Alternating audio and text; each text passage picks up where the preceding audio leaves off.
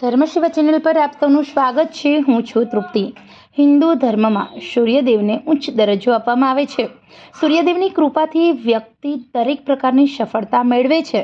સૂર્યદેવને રાજી કરવા લોકો અર્ઘ્ય અર્પણ કરતા હોય છે। અર્ઘ્ય અર્પણ કરવાના કેટલાક નિયમો છે। આ નિયમો વિશે એક પ્રખ્યાત ભોપાલના પંડિત જણાવે છે। ચલો જાણીએ। હિન્દુ ધર્મમાં સૂર્યદેવને સમાન દરજ્જો આપવામાં આવ્યો છે, જેને ખૂબ જ મહત્વ આપવામાં આવ્યું છે। હિન્દુ માન્યતા મુજબ સૂર્યદેવને પ્રત્યક્ષ દેવ ગણવામાં આવે છે। સૂર્યદેવની પૂજા આરાધના કરવાથી કુંડળીનો કમજોર સૂર્ય મજબૂત થાય છે। જો કુંડળીમાં સૂર્ય મજબૂત બને છે તો વ્યક્તિના જીવનમાં દરેક પ્રકારની સફળતા મળે છે। હિન્દુ શાસ્ત્ર મુજબ રવિવારે સૂર્યદેવને સમર્પિત કરવામાં આવ્યો છે। સૂર્યદેવને ઘણા લોકો નિયમિત રીતે અર્ઘ્ય અર્પિત કરતા હોય છે। આમ કરવાથી અનેક રોગોમાંથી રાહત મળે છે। આમ તો દરેક વ્યક્તિએ સૂર્યદેવને અર્ઘ્ય આપી શકે છે, પરંતુ ઘણીવાર એવી પરિસ્થિતિ હોય છે કે સૂર્યદેવને અર્ઘ્ય ન ચઢાવવું જોઈએ।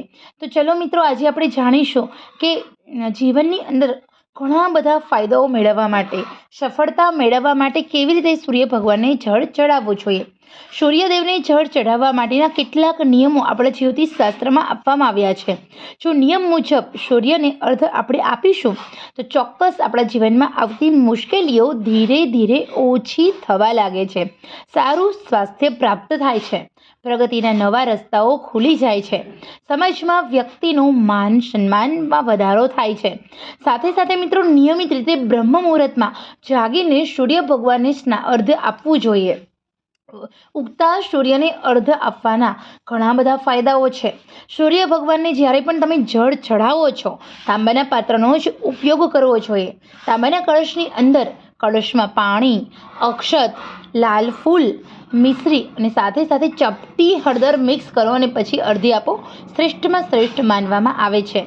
જે કોણે સૂર્ય ભગવાનને અર્ઘ્ય ન આપવું જોઈએ, જે લોકોના કુટુંબમાં કોઈ વ્યક્તિનું મૃત્યુ થયું છે, જન્મ મરણનું સૂતક હોય, એમને સૂર્ય ભગવાનને જળ ચઢાવવું ન જોઈએ।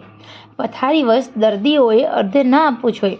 માસિક ધર્મમાં હોય તેવી સ્ત્રીઓએ સૂર્ય ભગવાનને અર્ઘ્ય ન આપવું જોઈએ અને સ્નાન કર્યા વગર કોઈ પણ મનુષ્યએ સૂર્ય ભગવાનને અર્ઘ્ય ન આપવું જોઈએ। તમારે કોઈ જગ્યાએ પૈસા અટકી ગયા છે તો સૂર્ય ભગવાનને જ્યારે જળ ચઢાવો છો ત્યારે એમાં તમે સૂકા લાલ મરચાંના બીજ નાખો અને પછી સૂર્ય ભગવાનને જળ અર્પિત કરો। રવિવારના દિવસે આ પ્રયોગ કરો। 7 રવિવાર સુધી આ પ્રયોગ કરો। તમારે જે પૈસા લેવાના છે એ તમને પાછા મળશે અને તમને ચોક્કસ ફાયદો પણ થશે। ખરેખર મિત્રો, આ સરસ મજાની ઇન્ફોર્મેશન માત્ર તમારા માટે હું ધર્મશિવા ચેનલની અંદર સંકલિત કરીને લેતી હોય છું। ખરેખર આપ સૌને આજની આ માહિતી પસંદ આવી હોય તો તમે પણ સૂર્ય ભગવાનને જળ ચઢાવજો અને કોમેન્ટ બોક્સમાં જય સૂર્યદેવ ચોક્કસ લખશો। તો ચલો આપણે ફરી મળીશું નવા જ ઉપયોગી વિડીયો સાથે। ત્યાં સુધી આવજો।